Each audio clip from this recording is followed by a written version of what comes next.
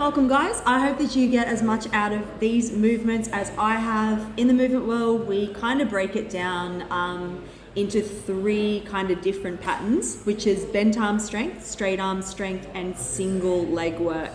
Within this, there's 1,000 different movements, but here are 5 that you can do anywhere and with anything, as long as you maybe even have a kettlebell or some sort of a bar or a set of rings, that will help you build strength, mobility, and flexibility, and really help longevity from the inside out. Enjoy. Also setting up our Zercher squat here, we want to get the barbell to a position where you can get the elbows underneath it. Always make sure that you're setting up with a light weight as well. And following the warm-up series into this one. So coming into your bar, we want to have the barbell sitting in at the elbow crease, and you can just bring your hands into some gentle fists as you're holding onto this one as well. You'll be using a little bit of that bicep tension to hold the barbell. But as we rack the bar in, we're going to lift off the barbell and taking a step back. As we're coming down to this one, we're looking for an open hip position, so maintaining hip torque. As we sit down into that squat, finding depth, really finding that nice rounded spine, and driving through those heels to stand back up, squeezing the glutes at the top, and working through up to 5 repetitions at a moderate weight of your Zercher squat. Keeping the tension in the hands, really finding that open hip position, driving through the feet, toes are nice and light. And as you'll see, we're coming to that nice rounded spine position, really opening up into the lower lumbar and into the thoracic. That barbell a little bit too high. But we're racking the barbell and working through slow strength into the Zercher squat. Next movement being our wide-legged, narrow sumo deadlift. Right, so think of this as picking up your shopping and picking up those suitcases. It's a really functional movement. We, as humans, really need to hip hinge often because we're sitting in so many chairs, our posterior chain becomes really tight and inflexible. I'm going to show you from the side for this one. We're going to first start off with a kettlebell. We want the kettlebell in between our feet. We're going a nice wide sumo position, not duck feeding the feet out. So we want to make sure that the knees, of course, as we go down, are tracking over the ankles. The knees are hinge joint. We want to make sure we're not collapsing onto those medial arches of the feet, keeping them open, inner thighs, adductors engaged. As we set up for our squat, again, we are working with the kettlebell first until it feels familiar to progress into a barbell weight, which I'll demonstrate afterwards. We come down into our squat position, right? So we're really making sure the knees are nice and wide. You'll see there is a stacking of my joints to pick up the kettlebell, right? I have a narrow position on the kettlebell, of course, and I'm simply going to stand up and then coming back down into that position here. So as I'm working through that particular deadlift, right, again, I'm pushing through my feet, squeezing the glutes at the top, right, opening the knees out, pressing through the floor, standing up really nice and tall, right? Again, I'm not overextending into the spine as I come up. It's okay with a little bit of weight, but when we get to a barbell, we really want to make sure that we're extending the hips, working through hip torque in that top position and standing up nice and tall. All right, just showing this position from a front-on position, feet nice and wide. Again, I'm not opening my feet too much into this position. I want to make sure that my knees are going to be tracking over my ankles. Lifting the inner arches of the feet. This is really important. That's going to encourage hip torque. What I'm talking about with hip torque is these 2 hip bones here. When I squeeze my glutes, you'll feel the hip bones open, right? Even in a standing position, if I haven't got hip torque in, you'll see my knees immediately rotate. If I press through my feet, lift up my inner arches, squeeze my glutes slightly, you'll see that my kneecap is now directly over my feet, which is exactly where it should be, all right? So as we set up this, the feet play a massive role, hence why we're barefoot here in movement.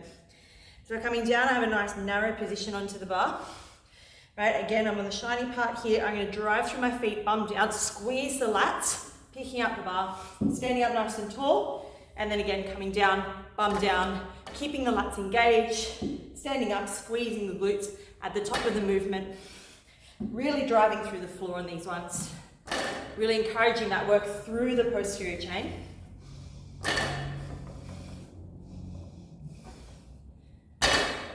Cool, and that's your wide-legged narrow grip sumo deadlift. Next one, of course, is our push and pull component of these movements. So I'm going to demonstrate a pull movement first. I'll start with the full movement first. I'm going to do a ring chin up, and then I'll break it down into how we practice coming into our ring chin up. Right, again, we want to really engage the lats into our ring chin up, so we're really using the lats here to pull ourselves up. I'll show from the front and the back so you can see what my lats are doing into this one, and it's a lot of core work as we find ourselves in a hollow body hold.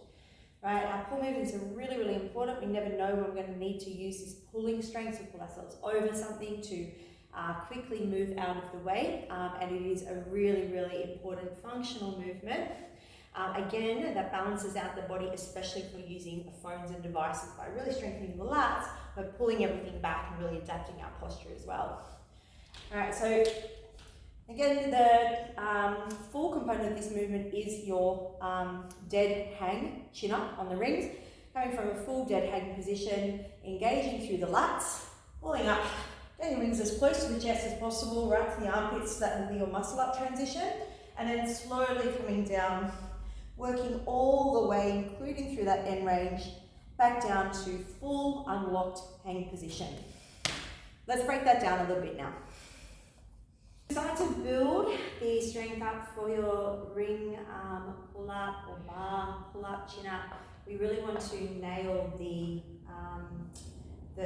ring row, right? So again, the difficulty is up to you as you work through these ones. The more I'm under the rig, the harder this is going to be, right? The further away I am from this position, the easier it will be. So I'm going to bring myself a little bit under it. And what you'll notice here is that I'm not hanging off the joint, and I'm using my glutes to stabilize. I'm going to draw the scapula back, right? I have a closed grip position here, all right? So my shoulders are closed. From here, I'm going to open the shoulder joint, keep the elbows in, pull the rings to the side of the chest, maintaining that strict position the whole time, and then slowly coming back out, right, to your start position. To make this harder, right, I can walk underneath the rig, right? Again, making sure I'm not hanging off the joint at any point and keeping the scapula engaged. I'm going to pull all the way in and up towards, right, the side of my chest. Make sure you touch the side of your chest, and slowly coming back down. There's one more layer to this if you'd like to try it, is extending your legs nice and long, coming to this long line position, pulling all the way into the side of the chest, and slowly coming back down to start position. So you can tell they do get hard quite quickly. So working on getting out 5 to 10 repetitions of that really nice and clean before going directly under the bar, straightening your legs, and then you can be ready for the next progression, which is moving into a banded chin up. Alright, I'm going to be using a light band here, but there's plenty of other bands that you can use whilst you're learning your banded chin up. When we set the band up, it's probably a bit easier to put something underneath your feet so that you don't have to do what I'm about to do, is jump up to the bar. I can just reach this bar, but you definitely want something to stand on. Sometimes it's helpful to have a friend do this. You'll grab the band, you're going to put it under one foot. Make sure it's a strong band, make sure it's got no cracks in it for obvious reasons. We're going underhand, and we really want to think about engaging the lats. As I said, I'm going to show you from the back as well, so you can see what my lats are doing, similar to what we did onto the rings. Right, and again, it's going to be easy if you stand on something as opposed to what I'm about to do here. Right, we want to come to our full hang position, right, and we're working on using a band to get ourselves up to the bar. So as we work into this one, I'm going to be using the help of the band and the assistance to pull myself up, getting the bar onto my chest, and then so slowly, as slowly as possible, coming all the way back down to your full hang position, engaging through the lats, pulling all the way up, getting the bar right to the top of the chest, slowly coming back down into that space. When you're ready to come out of it, just bend your knee till you get the band out, otherwise that could be awkward. All right, I'm going to show you from the back so you can see the engagement of my lats when we're working into this one as well. I'll also share with you a negative version of this one if we do find this particular version too difficult, and the negatives are a fantastic way to build strength right, if you are wanting to get your chin up as well. So, foot goes into the band. Again, please stand on something if you need to. It's an underhand grip, right, as we come in, full plank position. Right, from here, what I'm trying to do is engage the lats first. So I'm pulling away from the bar, and then up and in nice and close, and then push away from the bar to engage the lats, and then slowly coming down, full hang position. We really don't want to miss out on that full hang position. That's a really important part to build the strength into your chin up. I'm sharing with you a negative chin up here. You can do this on the rings or the bar. Just using the rings because they're here. They will move around a little bit. Bars, you will find them much more probably handy in a gym or workout environment. Not a lot of places have the rings. Personally, I love them. I think they're the best tool ever. But a bar is perfect for this one. Okay, so what we want to do is jump up to the top position. So in a negative chin up, we're working the eccentric. So that means we're working the phase down. Okay, so we're slowing down the second phase of the movement, which is coming down to build strength into the lats. Now, I'm going to be bending my knees because we really want to work on that down phase, which I'll be talking about in the movement. And I don't want to skip out on that, but it's important that you jump to the top of the movement, and then hence why I'm using a box to do that. You can also have somebody remove the box after you have jumped up so you get the full phase of the movement. I'll do my best to demonstrate. So from here, we're going to jump up into top position. Hold here for as long as possible. We are going to slowly come down. Now I'm going to bend my knees for the purpose of I don't want to land on that box straight away. So I'm coming down slowly, fighting for this position here, fighting all the way down to a straight arm hang, and then stepping on your piece of equipment and going again when you're ready. That is your negative chin up, and a really awesome way to build strength, especially if you are wanting to get your chin up. Let's explore our push position here. I'm going to demonstrate on a box to start. It's really, really important that we're maintaining a hollow shape position. So again, we want to tuck the tailbone under. We're thinking of opening the hip flexors, right? And you're going to find length within the sacrum here. So that's going to support your lower back. As we come down to the object, we want to maintain a protracted position. So spreading the scapula apart. Bringing your feet back to your degree, right? Again, we want to make sure we're not collapsing into the lower back. So draw your belly button, pubic bone, and sternum up and in. Elbows go in, not out, so you're not activating the traps. Bring yourself down to wherever you can, getting your chest as close to the box as possible, and then pressing away. So elbows in, finding your depth, making sure no time we're collapsing into the lower back.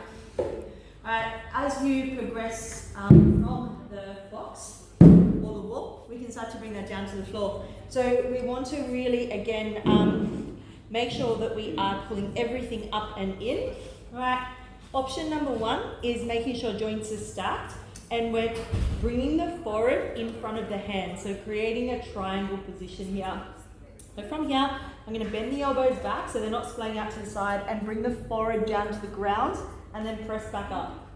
Forehead down to the ground and press back up. My elbows are going in the whole time.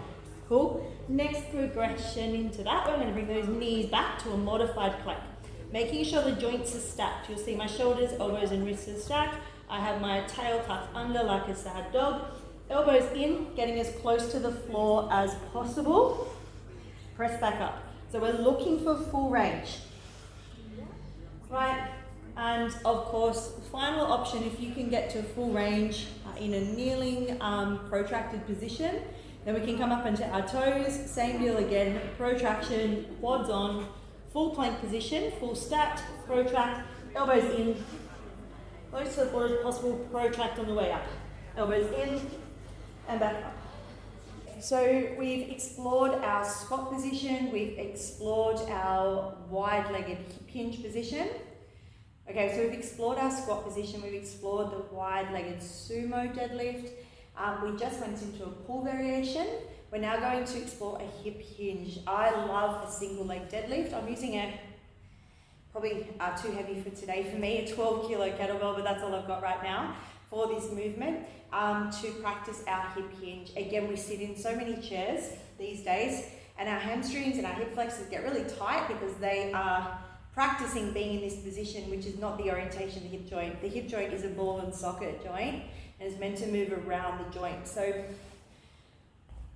to break this down a little bit, within maybe 10 seconds, 20 seconds, is every time we sit down, we're training our hip joint to think it's a hinge when it's not. The knee is a hinge joint, right? And what happens is the quads, the hip flexors, the psoas, and the hamstrings, they become really tight and shortened, right? So if we're here for 8 hours a day, what's going to happen is we go to stand up, we're like, oh my goodness, my lower back, because all of this grabs on and creates tension, and then we end up with lower back issues because this hip hinging motion here, right, is super, super tight. So we go down and pick up something off the floor, and guess what goes is our lower back because of all of this tension that's being created when we sit in chairs. So I'm going to show you our single leg deadlift.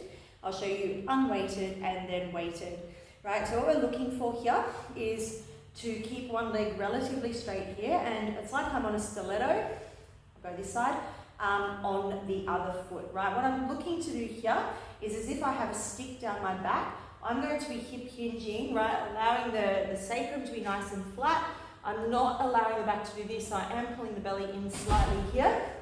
As the bum goes back, the crown of my head goes forward, right? And I'm looking for this hip hinge position. So one leg is straight, one knee is bent, and I'm hip hinging forward, creating length down the straight leg, okay, which is my left leg, as I move into this hip hinge position, right? I'll show you again from that other side, right? From here, my core's on, so I'm thinking about zipping the pubic bone up, the belly pulling to the spine, and as I said, my bum is going to go back towards the back of the room, crown of the head to the front of the room, working into a single leg deadlift. If you would like to add load for this one, all right, we're going to be adding a kettlebell in the opposite hand, right, to the leg that is straight, right? So if I'm locking out my right leg here, right, and again, if you are really tight in your hammies, please be okay with a soft bend in your right knee. My hammies are pretty open today. Kettlebell's in my left. I'm then going to work on hip hinging forward. That kettlebell is in my left hand. So really starting to work my obliques now. As we're sending the hips backward, the crown of the head forward, trying to stabilize through the hip joints and the core whilst holding a kettlebell. And I'll show you from the front, right? So locking out my left leg here, my right leg is bent. And again, I'm going to be working that hip hinge position, right? You'll see that I'm not falling into this side, so I'm stabilizing through my obliques, right? Not collapsing into that right shoulder, and working that single leg deadlift. A really, really great one if you happen to sit in chairs.